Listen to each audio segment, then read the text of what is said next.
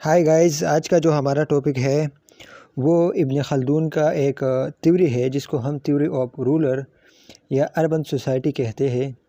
اب آپ لوگوں نے بعض دفعہ یہ سنا ہوگا کہ انسان ایک اشرف المخلوقات ہے، اور کئی دفعہ آپ لوگوں نے یہ سنا ہوگا، لیکن آپ کی سمجھ میں یہ بات بہت کم آئی ہوگی کہ انسان کس طرح اشرف المخلوقات ہے۔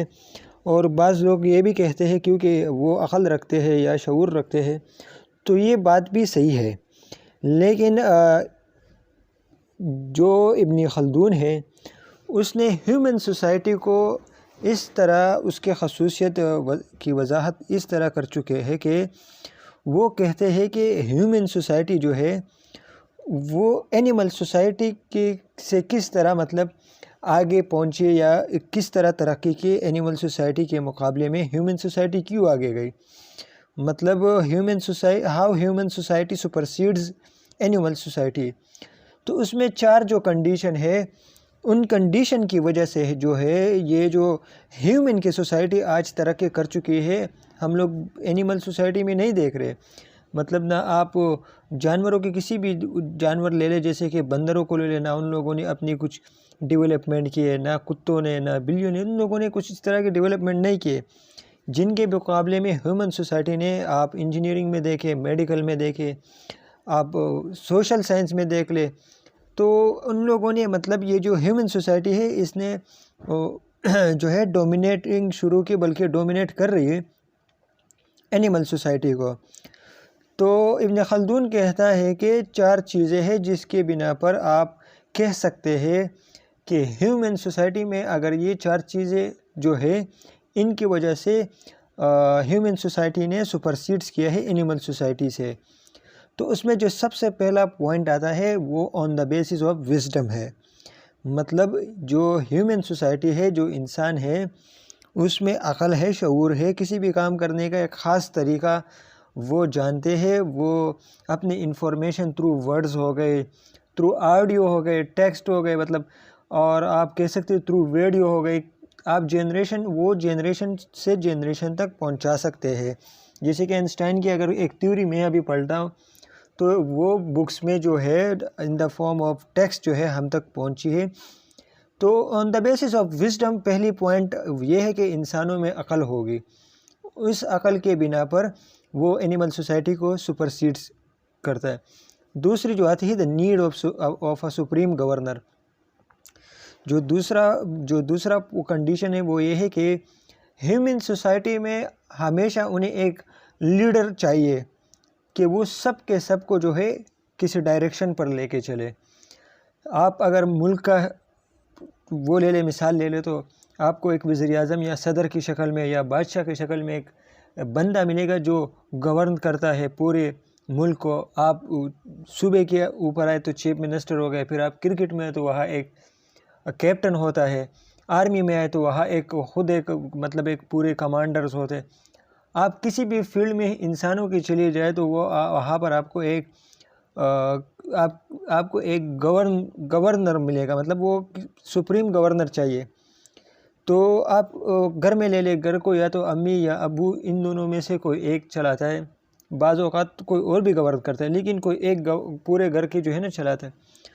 پہلا پوائنٹ جو آتا ہے وہ یہ ہے کہ آن دا بیسس آف وزڈم انسانوں میں عقل ہوگی۔ دوسرے، ان کو اپنا لیڈر چاہیے کسی کام کرنے کے لیے۔ تیسرا جو سب سے اہم کنڈیشن ہے وہ ہے search for the means of لیولیہڈ۔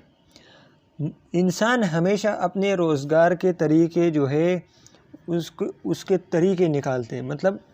کوئی ٹیلر ہوگا، کوئی ڈاکٹر ہوگا، کوئی انجینئر ہوگا، اپنے روزی جو ہے نا رزق تلاش کرنے کے وہ طریقے ڈھونڈتے ہیں۔ کوئی میجیشین بن جاتا ہے، کوئی ڈاکٹر بن جاتا ہے، کوئی آرمز کا کاروبار کر لیتا ہے۔ ہر انسان یہ کوشش میں ہوتا ہے کہ میں کوئی ایسی چیز تلاش کروں کہ جس سے میں اپنے لیے روزی پیدا کروں۔ تو کتنے ہوئے؟ On the basis of wisdom, the need of a supreme governor, search for the means of livelihood. چوتھا جو اہم کنڈیشن ہے وہ یہ ہے کہ living together with their fellow human beings leading to the development of a state۔ جو چوتھی چیز ہے وہ یہ ہے کہ یہ آپس میں مل کے رہیں گے اور یہ اپنے ملک کی ترقی کے لیے یا جس جگہ پر رہ رہے اس کی ترقی کے لیے یا جس آرگنائزیشن میں رہ رہے اس کی ترقی کے لیے کام کریں گے۔ آپ نے کبھی بندروں کو نہیں دیکھا ہوگا کہ وہ سب مل کے اپنی سوسائٹی کی ترقی کے لیے کام کرتے، یا بلیوں کے جو آپس میں ملے ہوں گے مل کے، مطلب آپ نے اس طرح نہیں دیکھو گے کہ اپنی جو ان کی جگہ ہے ان کو ترقی کے لیے ان لوگوں نے کچھ کام کیے۔ تو یہ 4 کنڈیشن ہے جس کی وجہ سے ہیومن جو ہے وہ سیٹسفائی ہوتا ہے اور وہ زندگی گزارتا ہے۔ باقی یہ جو ٹریڈس ہے، یہ جو خاصیت ہے، یہ آپ کسی اور اینیملز میں آپ کو نہیں ملیں گے۔ یہ 4 کنڈیشن جو ہے ان کے بیس پہ ابن خلدون نے کہا کہ یہ اینیمل سے سپرسیڈز کرتے ہیں اینیمل کی سوسائٹی کو۔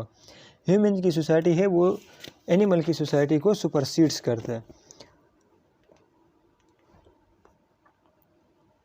اچھا، اب جو تھیوری ہے جس کو ابن خلدون نے نام دیا ہے theory of rural and urban society, اب اس کی طرف موو کرتے ہیں۔ اس نے سوسائٹی کو 2 حصوں میں ڈیوائڈ کیا ہے۔ ایک کو اس نے بدوی نام دیا ہے، بدوی رورل کو کہتے ہیں ہم لوگ، اور دوسرے کو اس نے حاضری اربن کا نام دیا ہوا ہے۔ دا پیپل آف بداوا، مطلب بدوی کے جو لوگ ہیں ان میں الاسابیہ کا جو فورس ہے وہ بہت مضبوط ہوگا۔ الاسابیہ ہم کسے کہتے ہیں؟ وہ فورس جو کسی علاقے کے لوگوں کو آپس میں جوڑ کے رکھتا ہے۔ آپس میں وہ لوگ مضبوط ہوتے ہیں، ان کے آپس میں شیئرنگ مضبوط ہوتی ہے۔ کلچر جو ہے نا، کلچری یا ریلیجس کی وجہ سے وہ آپس میں ایک دوسرے کے ساتھ یکجہتی ان میں پائی جاتی ہے۔ اب یہ جو بدوی پیپل ہے ان کی یہ بھی خصوصیت ہوتی ہے کہ یہ تو یا پہاڑوں میں رہیں گے یا دیہاتی علاقوں میں رہتے ہیں یا صحراؤں میں رہتے ہیں، تو ان کی جو زندگی ضروریاتی زندگی ہے وہ بہت کم ہوتی ہے، مطلب ان کو بہت زیادہ ضروریات زندگی کی دستیاب نہیں ہوتے۔ یہ چونکہ پہاڑوں میں سے جا کر اپنے لیے لکڑی توڑ کے لاتے ہیں اور اپنے گھروں میں ان لوگوں نے ریوڑ پالے ہوتے ہیں، تو یہ بہت جو ہے ہارڈ ورکر ہوتے ہیں، بریو ہوتے ہیں، کیونکہ جنگلات میں صحراؤں میں راتوں رات یہ گھومتے ہیں۔ یہ بڑے دل والے ہوتے ہیں، مطلب مہمان نواز لوگ ہوتے ہیں جو دیہاتی علاقے کے لوگ ہوتے ہیں، ایک دوسرے سے اپنی چیزیں شیئر کرتے ہیں۔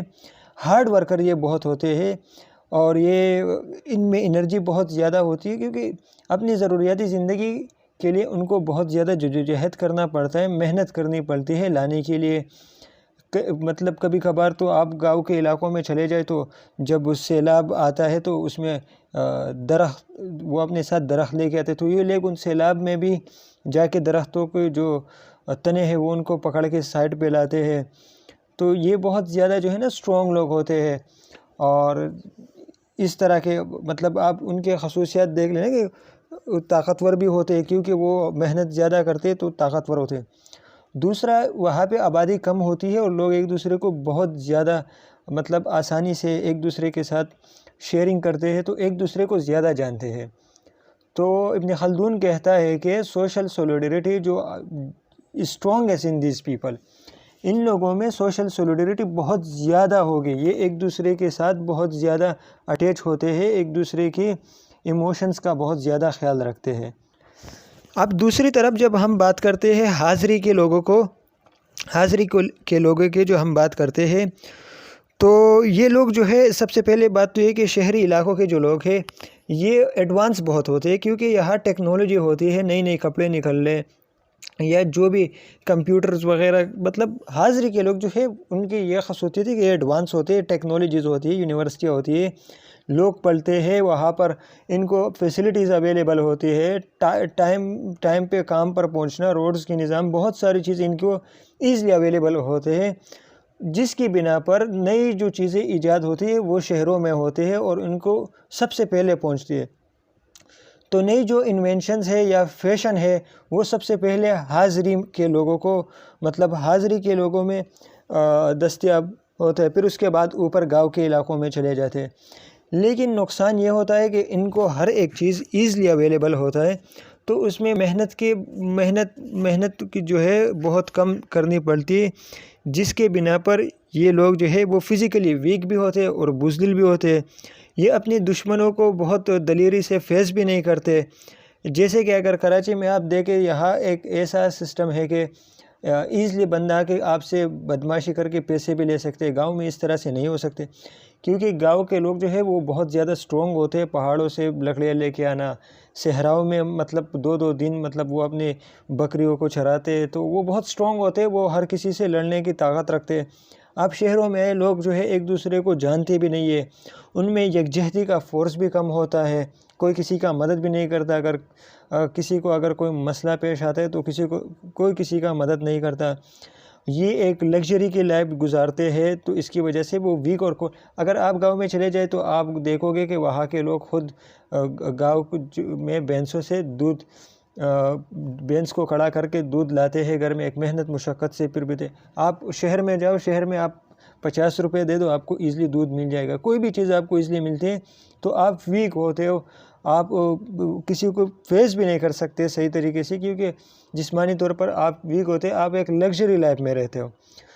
تو جب ایک تو یہ بات ہوئی، دوسری یہ کہ جو شہروں کے لوگ ہیں وہ بہت زیادہ مصروف ہوتے ہیں، مصروفیت کی وجہ سے وہ جو ہے ان میں ویک فورس آف الاسابیہ ہوگی، اس میں فورس آف جو آپس میں جوڑنے والی فورس ہے لوگوں کو اکٹھا رکھنے کا، وہ بہت زیادہ کمزور ہوگی۔